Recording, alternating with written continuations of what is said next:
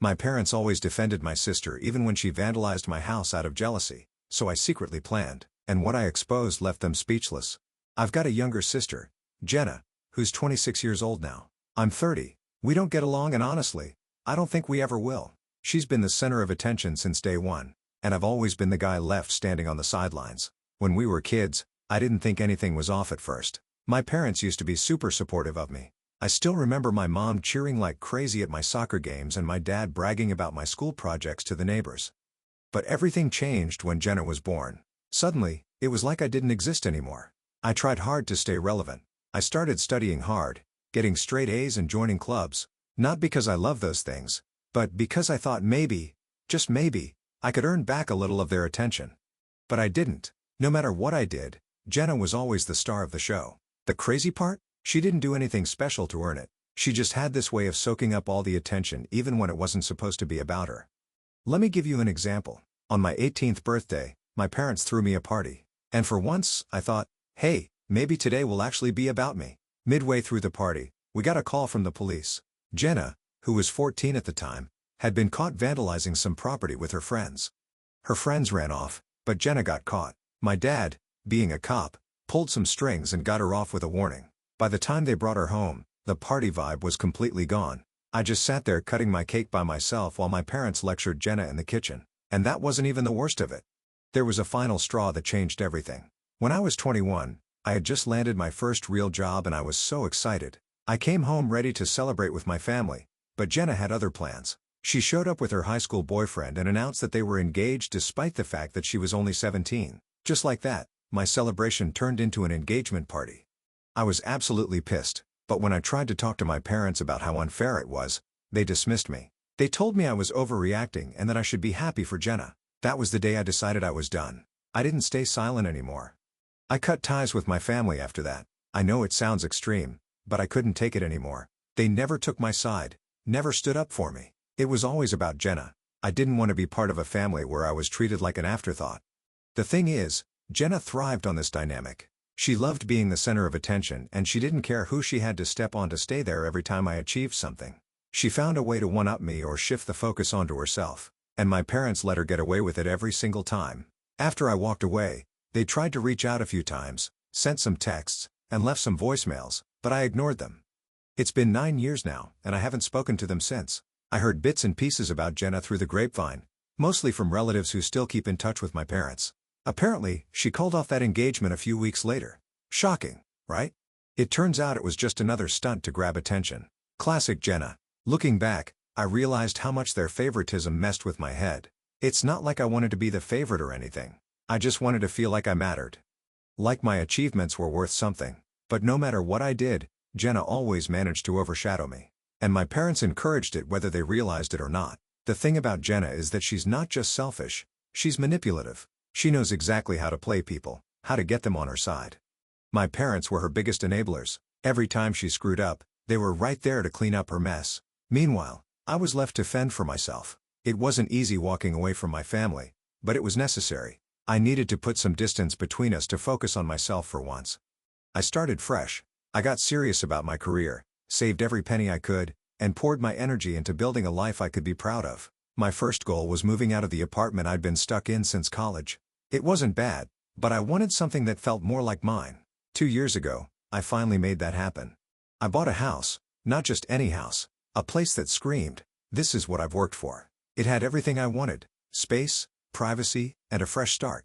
Moving into that house felt like crossing a finish line. I'd made it, but I wasn't naive enough to think I could let my guard down completely. Family has a way of creeping back in whether you want them to or not. So I made it clear to everyone, extended relatives, old family friends, you name it, that my new address was off limits. I didn't want my parents or Jenna showing up unannounced. I wasn't about to let them ruin this new chapter of my life. Meanwhile, life for Jenna wasn't going so great. I didn't have direct contact with her, obviously, but people talk. From what I heard, her big business venture a few years ago was a complete disaster. She tried to start some kind of event planning company, which honestly is laughable considering how disorganized she is. It didn't take long for the whole thing to go under, leaving her drowning in debt. And, of course, Mom and Dad were there to bail her out just like always. Jenna's failures didn't stop there. I'd heard whispers about her borrowing money from friends and even getting tangled up in some shady dealings. Nothing concrete, but enough to paint a picture of someone who was desperate and reckless. Recently, I'd been featured on the cover of a local business magazine. Apparently, it had sparked a lot of conversations among our relatives. Jenna probably heard about it too, and I can only imagine how much that stung. She's always needed to be the star, and seeing me succeed must have been a punch to her ego. Then came the graffiti incident. 6 days ago, I was heading out for the evening when I saw it. My house, my sanctuary, the one thing I'd worked so hard to make mine, was covered in hateful, ugly words sprayed in bright red paint. It was everywhere. The front walls, the garage door, the windows, and even my carefully painted front door. Words like fraud, bitch, and loser were scrawled across my property in chaotic, jagged letters. It wasn't just vandalism. It was a personal attack, a direct hit on everything I'd built for myself. I stood there frozen, my keys dangling in my hand, trying to process what I was seeing. My first thought was, why? What did I do to deserve this? I felt a mix of anger, confusion, and heartbreak, all swirling into one overwhelming storm. As I walked closer, I noticed smaller details. The paint was still wet, dripping down the walls in uneven streaks. Whoever did this had just been here. My mind raced. Was it random? A neighbor with a grudge? But then I saw something that made my blood run cold. A faint trail of muddy footprints leading away from the scene toward the sidewalk. They were small, like a woman's shoes. Suddenly, the pieces clicked together. I stormed inside and went straight to the security cameras.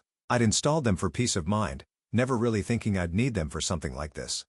My hand shook as I rewound the footage, desperate to know who had done this. And there she was, Jenna. She'd tried to disguise herself with a hoodie, but I'd recognize her anywhere. The way she moved, the little glance she threw over her shoulder, it was unmistakable. The cameras caught her face just enough to leave no doubt.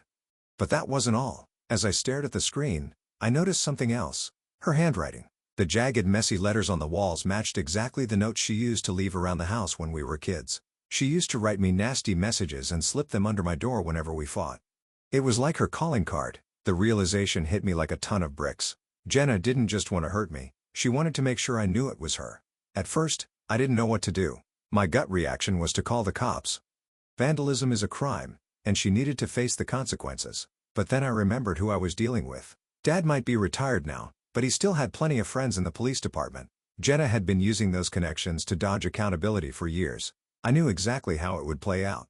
I'd file a report, Dad would make a few calls, and Jenna would walk away without so much as a slap on the wrist. The thought of her smirking, knowing she'd gotten away with it again, made my blood boil. That wasn't good enough for me. I decided to handle it my way. I grabbed my phone and started documenting everything.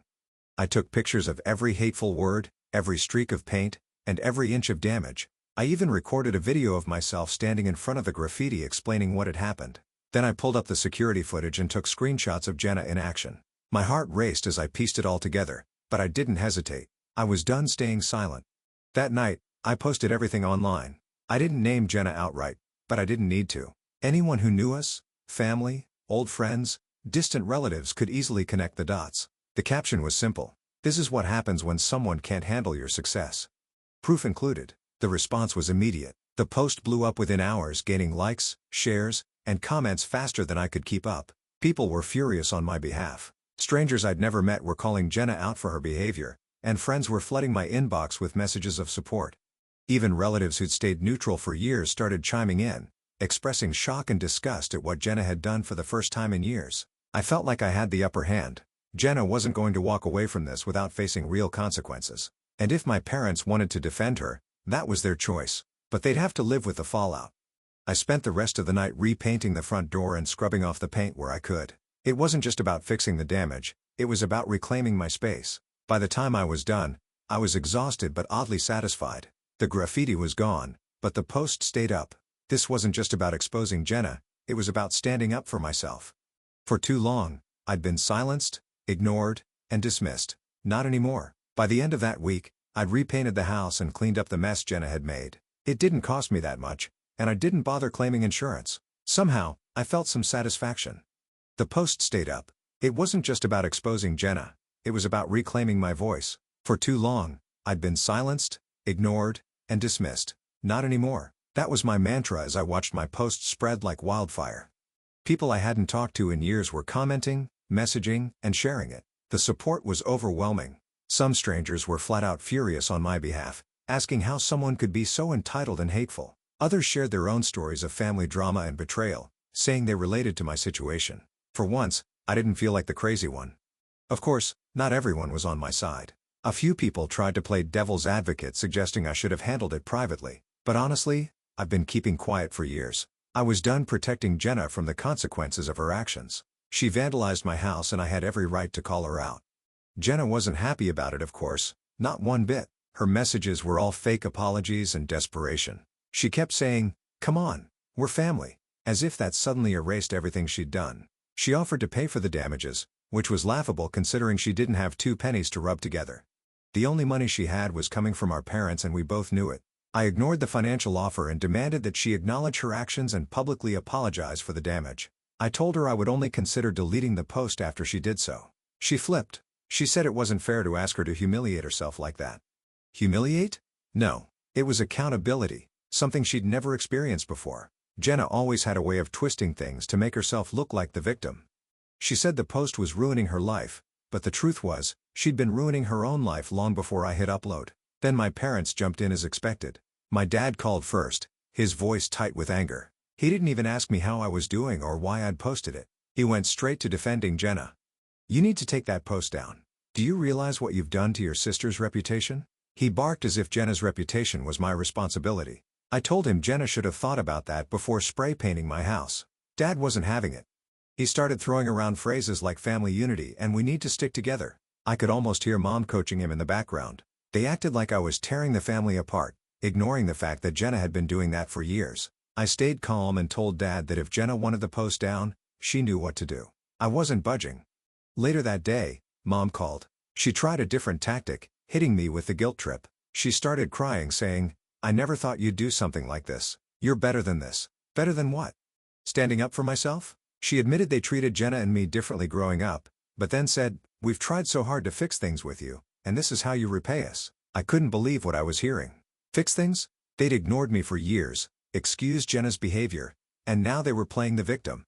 I told her that if she wanted to fix things, she could start by holding Jenna accountable. She kept sobbing, saying I was being unfair. I let her cry it out, but I didn't change my mind.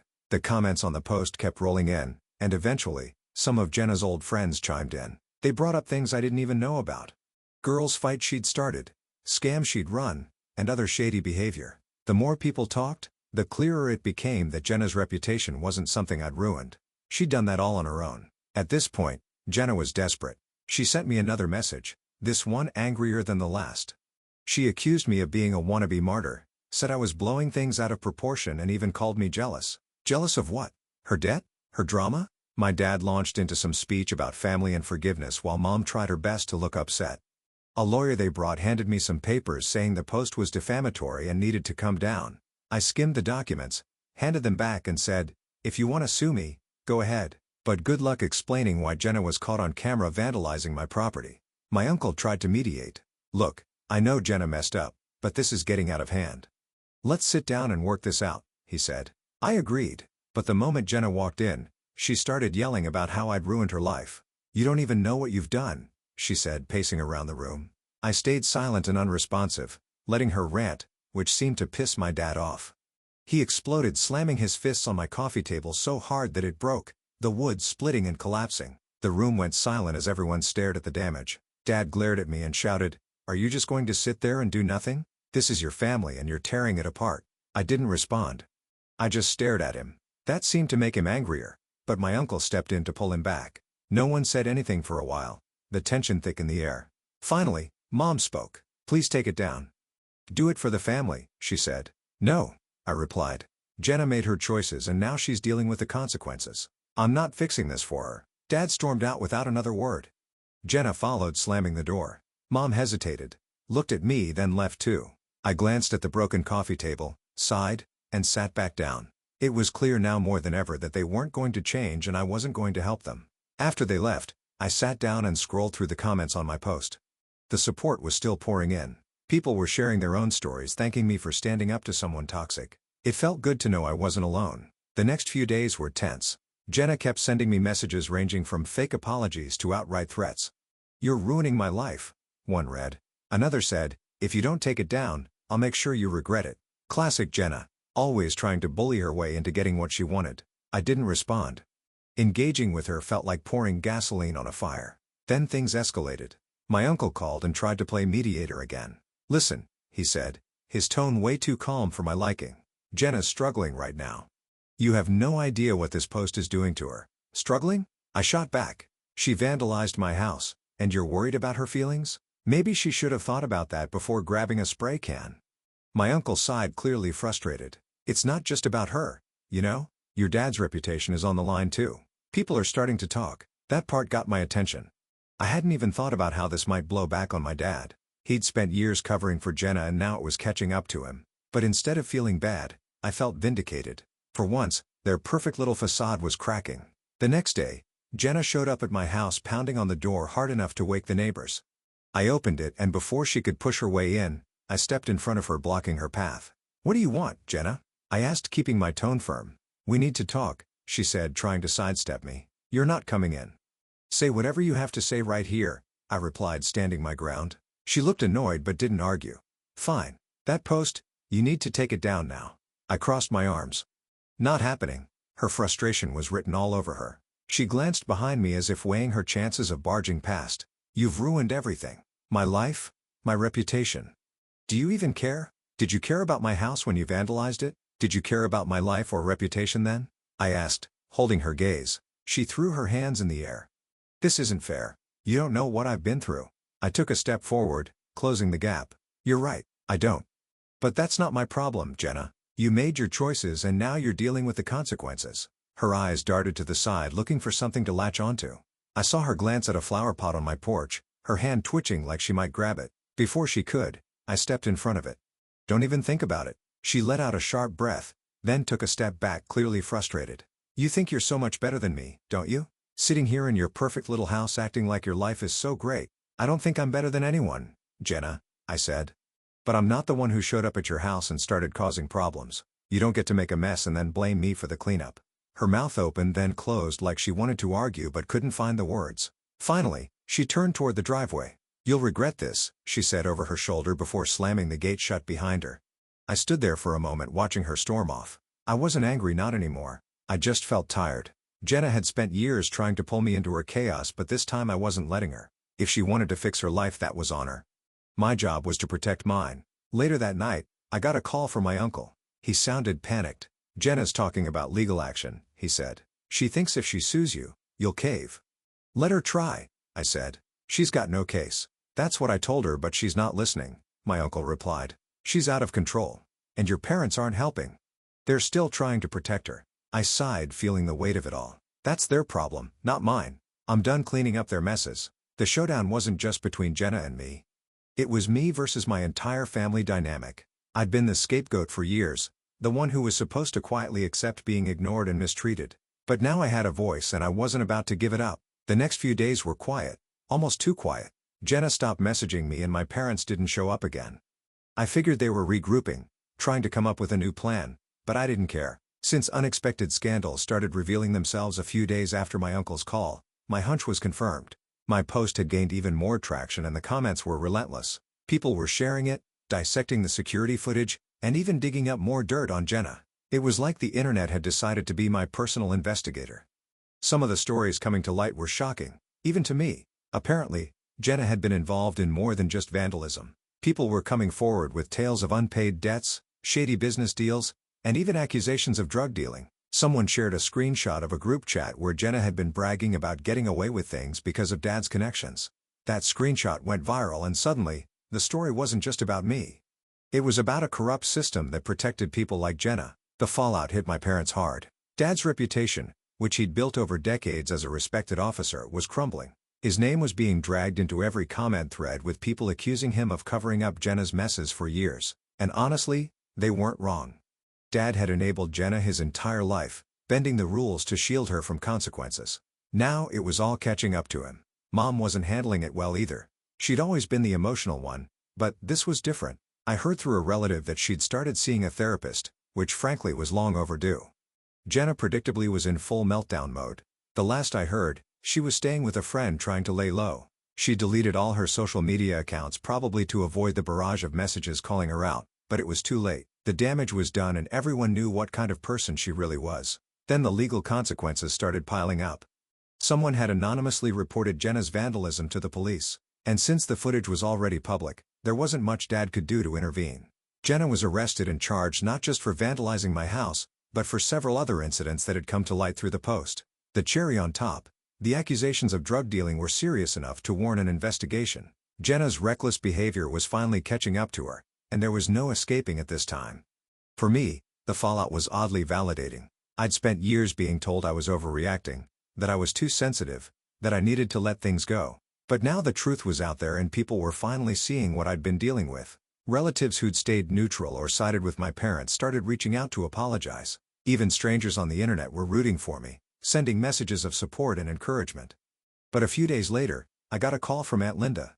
Her tone was sharp, almost accusatory. "Your post is causing drama," she said, like I hadn't noticed. "Your parents are beside themselves, and Jenna's devastated. Maybe you should think about taking it down for the sake of family peace." I let her words hang in the air for a second before replying, "Have you even seen the footage, Aunt Linda?" I asked, keeping my voice calm. There was a pause. "I don't need to," she said defensively. "This is a private matter. Airing dirty laundry online only makes things worse for everyone." I couldn't believe what I was hearing. Even with all the evidence, some people still wanted to protect Jenna. It wasn't about right or wrong to them. It was about keeping the family's image intact. Well, maybe if Jenna had thought about that before vandalizing my house, we wouldn't be having this conversation. I shot back. Linda sighed, clearly frustrated. "You're not helping, you know? Your parents are under so much stress and this isn't going to fix anything." "And coddling Jenna will?" I asked, my patience wearing thin. "I'm not taking the post down, Linda. If you're more worried about appearances than what Jenna actually did, that's on you. But don't expect me to play along." She muttered something under her breath and hung up, leaving me shaking my head. It was wild to me that even after seeing the proof, some people still thought I was the problem. Despite how others saw it, the real problem was that my parents still couldn't see the bigger picture. They kept blaming me for everything, insisting that if I'd just taken the post down, none of this would have happened. It was maddening. Jenna had made her own bed and yet somehow, I was the villain for refusing to clean up her mess. Since they chose their side, they had to deal with the consequences. The other night, I got a text from my uncle. "Your dad lost his job today." I stared at the screen, unsure how to feel. Dad's involvement in covering up Jenna's antics had finally caught up to him, and the department had no choice but to let him go. Part of me felt sorry for him. He'd worked hard for that career. But another part knew this was the only way he'd ever learn. He'd spent years enabling Jenna, and now he was paying the price. Mom tried calling me that same night, but I didn't pick up. I wasn't ready to deal with her tears or her guilt trips. Instead, I sat on my couch scrolling through the latest comments on the post. People were still sharing their own stories of dealing with toxic family members, and it was comforting to know I wasn't alone. For so long, I'd felt like the odd one out, like I was the problem. But now I realized I wasn't. I was just the only one brave enough to stand up to Jenna and my parents. The next day, I got another message, this time from one of Jenna's old friends. They thanked me for exposing Jenna, saying they'd been taken advantage of by her for years. "It's about time someone called her out," the message read. That hit me hard. Jenna hadn't just hurt me. She'd hurt so many people and my post had given them the courage to speak up. Eventually, Jenna's case went to court. She pleaded not guilty, of course, but the evidence was overwhelming. Between the security footage, the group chat screenshots, and the testimonies from people she'd wronged, there was no way she was getting out of this. The judge sentenced her to 4 years in prison with no chance of parole. It was a harsh sentence, but one she deserved. As for my parents, they'd gone quiet after the sentencing. I imagine they were embarrassed, maybe even angry, but there was no more denying the truth. Their golden child had turned into a disaster of their own making. Dad's career was over, Mom's emotional state was fragile at best, and their once perfect family image was shattered. It wasn't the outcome I'd hoped for when I first posted the footage, but I can't say I was surprised. Enabling someone like Jenna always comes with consequences. Meanwhile, I threw myself into my work. My business was thriving and I wasn't about to let family drama derail that. But as much as I wanted to leave everything in the past, there were reminders I couldn't ignore. Relatives who'd stayed quiet during the height of the drama started reaching out, offering support, and sharing their own grievances about Jenna and my parents. Some apologized for not speaking up sooner, while others just wanted to vent. It was validating but also exhausting. Everyone seemed to have a story about how Jenna had wronged them or how my parents had let it happen. One day, I got a letter in the mail from Mom. It was long and handwritten, full of apologies for how things had turned out, for how she and Dad had treated me, and for not stepping in when Jenna's behavior got out of hand. But even as I read her words, I couldn't shake the feeling that something was missing. She didn't take responsibility for enabling Jenna. She didn't acknowledge the years of neglect I'd endured. It felt like a surface-level apology, one designed to ease her guilt rather than truly make amends. Jenna, on the other hand, had stayed completely silent. I hadn't heard a word from her since her sentencing, and I didn't expect to. Whatever relationship we might have had was long gone, and I was okay with that. Jenna had made her choices, and now she was living with the consequences. I didn't owe her anything. Not my forgiveness, not my understanding, and certainly not my time. As the months turned into a year, I focused on building a life that felt true to me. I traveled more, met new people, and even started dating again. It wasn't easy letting my guard down after everything I'd been through, but I was determined not to let my family's dysfunction define me. I deserved better. And for the first time in my life, I was giving that to myself. Looking back, it's hard to believe how much has changed. The person I was before all of this, the one who stayed quiet, who let Jenna and my parents walk all over her, feels like a stranger. I'm not that person anymore, and I'm proud of the growth I've achieved. It wasn't easy, and there were days when it felt like the weight of it all might crush me, but I made it through. And I came out stronger on the other side. And I think moving on doesn't mean forgetting. It means learning from the past, taking those lessons, and using them to build a better future. That's what I'm doing now. Jenna, my parents, and the chaos they brought into my life are just chapters in my story. Important ones, sure, but not the whole book. The best part? I'm finally in control of my own story, and for the first time, I'm genuinely excited about where it's headed.